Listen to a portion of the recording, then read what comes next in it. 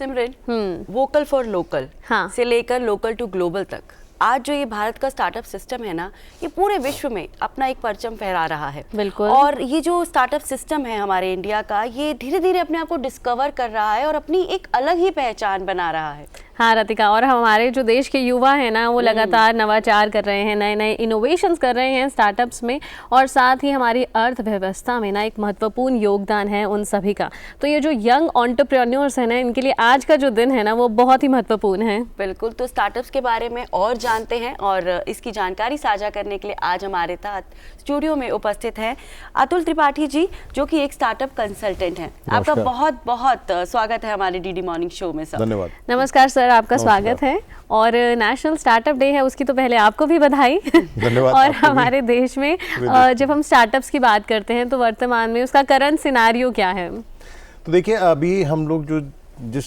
परिस्थिति में है, we are in a very good position, जिसे कहते हैं अच्छी स्थिति है।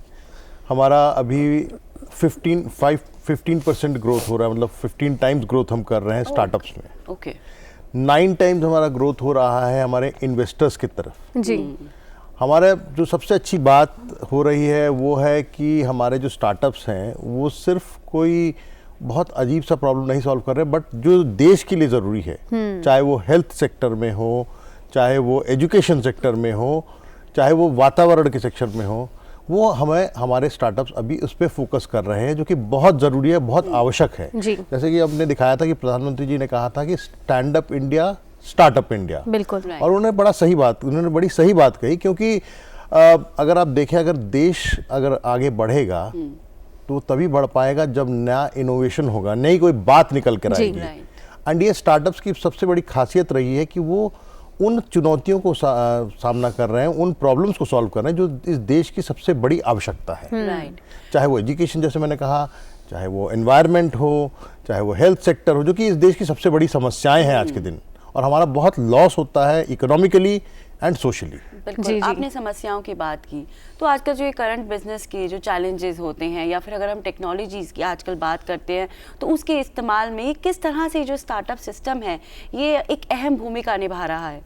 तो देखिए, अगर आप देखें हेल्थ सेक्टर में, देखें खासकर अगर मैं हेल्थ सेक्टर में फोकस करूं, क्योंकि हमने अभी कुछ साल पहले ही कोरोना वायरस का दौर देखा है। अब इसमें आप देखें तो कितना हम डेटा प्रोड्यूस करते हैं। अब ये जो डेटा प्रोड्यूस हो रहा है वो हमारा डेटा है। इस डेटा को एनालाइज करने से हमें ये पता चलता है कि हमारे हेल्थ के क्या कंडीशंस हैं, जो हम अभी आज के दिन जान पाते हैं कि जैसे यंग में, बहुत यूथ में, खासकर युवाओं में बहुत पाया जा रहा है, टाइप 2 डायबिटीज़ पाया जा रहा है, या हार्ट की प्रॉब्लम्स पाई जा रही हैं। ये कब हुआ? जब हमारे स्टार्टअप्स ने, जब हमारे इकोसिस्टम ने इस डेटा को एनालाइज किया। अब जब इस डेटा को एनालाइज करते हैं, जिस डेटा को पढ़ते हैं, समझते हैं, उसके बाद हमें ये समझ में आता है हमें समस्या क्या है, हमारी समस्याएं क्या है, और फिर उस हिसाब से अनुसार हमारे जो स्टार्टअप्स हैं उनको टैकल कर रहे हैं। तो हेल्थ में कहूँगा सबसे बड़ा फोकस रहा है स्टार्टअप्स का ऑफ लेट। बिल्कुल, यानी हम कह सकते हैं कि ये जो स्टार्टअप्स है ना, इन्होंने हर क्षेत्र में जो चुनौतियां हैं उनका समाधान निकालने की कोशिश की है। डेफिनेटली। अगर आप देखें, फिर मैं कोरोना वायरस के दौर पे जाऊंगा, अगर आप ध्यान से देखें तो इस समय बहुत सारे एजुकेशन स्टार्टअप्स निकल के आए, जिन्हें हम एडटेक्स कहते हैं। अब इसका सबसे बड़ा फायदा किसे हुआ? जो छात्र हैं, चाहे वो स्कूल से लेकर कॉलेज के तक देखेंगे, आप सभी जगह देखेंगे ये सब लोग हैं। आज के दौर में देखें तो पर्यावरण एक बहुत बड़ी समस्या पैदा हो गई, बहुत बड़ी चुनौती है हमारे लिए। अब कई सारे स्टार्टअप्स आप देखेंगे जो पर्यावरण की समस्याओं और चुनौतियों को सामना कर रहे हैं, उनका समाधान निकाल रहे हैं। बट अच्छी बात यह है कि ये टेक्नोलॉजी का यूज कर रहे हैं। टेक्नोलॉजी का यूज करते हुए कैसे आप इन समस्याओं को समाधान करें, कैसे आप समाज को आगे बढ़ाएं, कैसे आप देश को आगे बढ़ाएं, ये बहुत बड़ा फोकस हो गया है स्टार्टअप्स का आज के बिल्कुल। और हमारे देश में जब हम स्टार्टअप्स के स्कोप की बात करते हैं, उनके भविष्य की बात करते हैं, तो वो कैसा है? तो अगर आप देखें, मैं यहाँ पे कहूँगा सरकार का बहुत बड़ा समर्थन रहा। सरकार ने जैसे स्टार्टअप इंडिया फंड है या सीड फंड है स्टार्टअप का, उनको बहुत प्रोत्साहन दिया है। करीब 500 करोड़ अभी तक सरकार ने डिसबर्स किया है स्टार्टअप्स के लिए, जहाँ पे वो प्रोटोटाइप्स बना सकते हैं, जहाँ पे वो अपने प्रोडक्ट्स लॉन्च कर सकते हैं, जहाँ पे अपने प्लेटफॉर्म्स और आइडियाज़ को लॉन्च कर सकते हैं, ताकि ये समाज और देश दोनों के लिए आगे बढ़ाया जाए। इस तरह से बहुत बड़ा फोकस रहा है। एंड यहाँ पे सिर्फ सरकार का ही नहीं, अच्छी बात ये रही, जैसे मैंने पहले भी कहा था, 9 टाइम्स हमारे इन्वेस्टर्स बहुत इंटरेस्टेड रहे हैं। इन दोनों का बहुत इंटरेस्ट रहा है। सरकार और प्राइवेट सेक्टर दोनों मिलकर ही इस पूरे स्टार्टअप इकोसिस्टम को आगे बढ़ा रहे हैं और ये बहुत अच्छी बात रही है। तो जैसे कि सर ने बताया कि समाज और सरकार दोनों को ही स्टार्टअप सिस्टम से फायदा हो रहा है। तो अगर अब आप छात्रों की बात करते हैं जो पढ़ाई करते हैं कैंपस में, तो कैंपस के अंदर और कैंपस के बाहर स्टार्टअप किस तरह से उनको आकर्षित करता है कि वो भी जो है इस सिस्टम के अंदर आए? दो तरह से करता है। एक तो नौकरी के तौर पे जी, क्योंकि वहाँ पे बड़े अच्छे आइडियाज़ जो है, जो बड़े अच्छे इनोवेटिव टैलेंटेड लोग हैं, अपना इकोसिस्टम बनाते हैं। पहला काम तो ये करते हैं, एक स्टार्टअप खड़ा करते हैं। दूसरा है कि चूंकि वो उसी कॉलेज यूनिवर्सिटी के इकोसिस्टम में रहते हैं, तो ये बहुत जो हमारे छात्र हैं बहुत ही एक्साइटेड है और वेरी टैलेंटेड। मैं देख रहा था कि हमारा India is ranked 3rd in science innovation index. ये बहुत बड़ी बात है हमारे लिए। अब इससे क्या होता है कि हमारे छात्रों को दो तरह से, जैसे मैंने कहा, पहला तो ऑब्वियसली इकोसिस्टम बनाना, दूसरा है टैलेंट।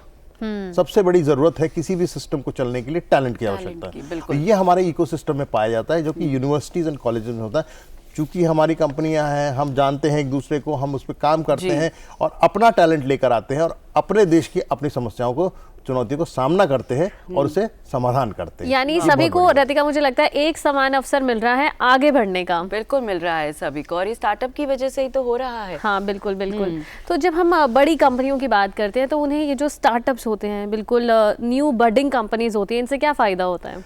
इनको सबसे बड़ा, देखिए इसमें एक बहुत अच्छा प्रश्न है ये।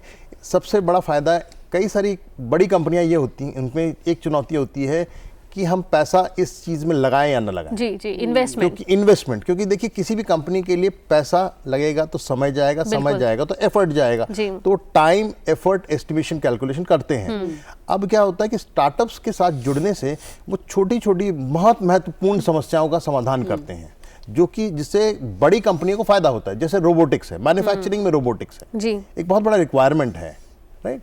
या इंडस्ट्री 5.0 जिसे हम कहते हैं। इस तरह की समस्याओं और चुनौतियों का सामना करते हुए ये कंपनी, जो स्टार्टअप्स हैं, ये छोटे छोटे सही और एकदम फोकस्ड सॉल्यूशंस देती हैं बड़ी कंपनीज को। बिल्कुल, ये इनके लिए बहुत फायदेमंद हो, चाहे वो मैन्युफैक्चरिंग का सेक्टर देखें आप, चाहे वो सर्विसेज का सेक्टर देखें। इनफैक्ट IT सर्विसेज में भी आप देखेंगे कई सारे स्टार्टअप जुड़े हुए रहते हैं बड़ी कंपनियों के साथ, बहुत फोकस सॉल्यूशंस देना।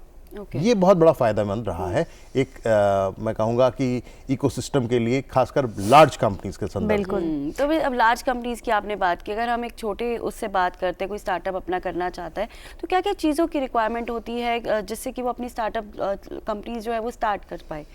तो किसी भी स्टार्टअप को स्टार्ट करने के लिए सबसे पहला जो ज़रूरत होती है, सबसे पहली जो ज़रूरत होती है वो है आइडिया। बिल्कुल, करेक्ट। एक अच्छा आइडिया।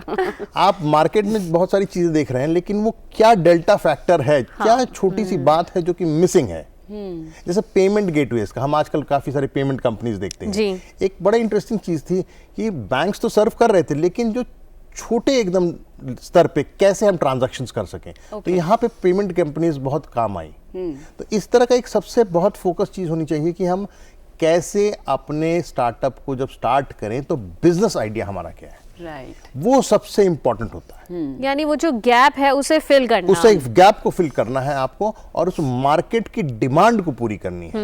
ये बहुत एक बिजनेस सेंस की बात होती है, बहुत अच्छा। ये आपको ध्यान हमेशा रखना है, सबसे पहली चीज। दूसरा है फंड्स जी।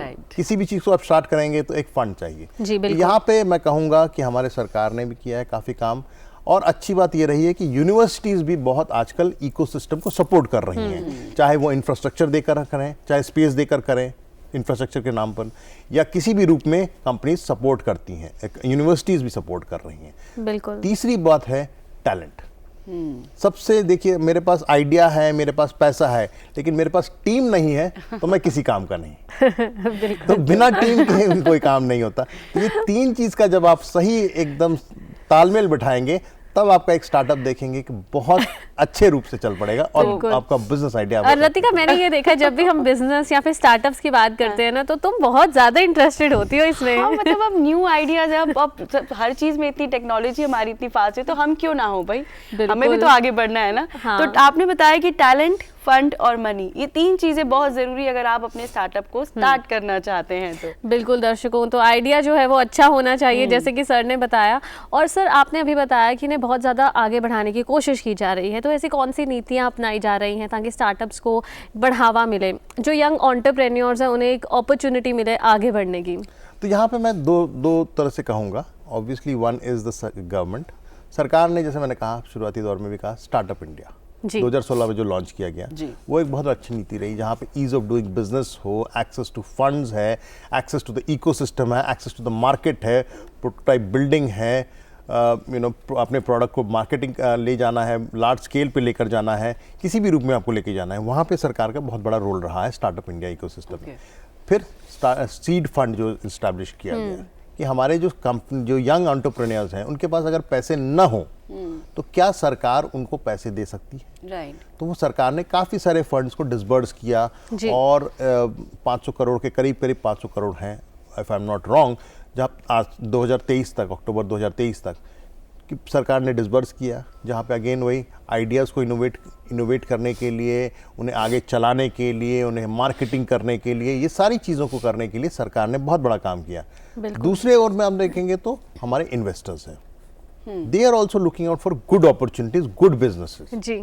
वहाँ पर that is why I said कि there has been a 9 times increase in the investors focus. और यानी हर क्षेत्र में इस तरह का सपोर्ट दिया जा रहा है, जो स्टार्टअप्स की हम बात करें, चाहे कोई भी फील्ड हो। Yes. साथ ही हमने ये भी जाना अतुल त्रिपाठी जी से कि startups are going to be the backbone of India. बिल्कुल बिल्कुल। और ये कहना कोई गलत नहीं होगा कि बहुत जल्दी हम जो जॉब सीकर्स हैं उससे जॉब क्रिएटर्स बनना चाहते हैं। जी हाँ। तो और स्टार्टअप्स के बारे में हमारे साथ इतनी महत्वपूर्ण जानकारी साझा की है अतुल त्रिपाठी जी ने। सर आपका बहुत बहुत शुक्रिया हमारे साथ जुड़ने के लिए।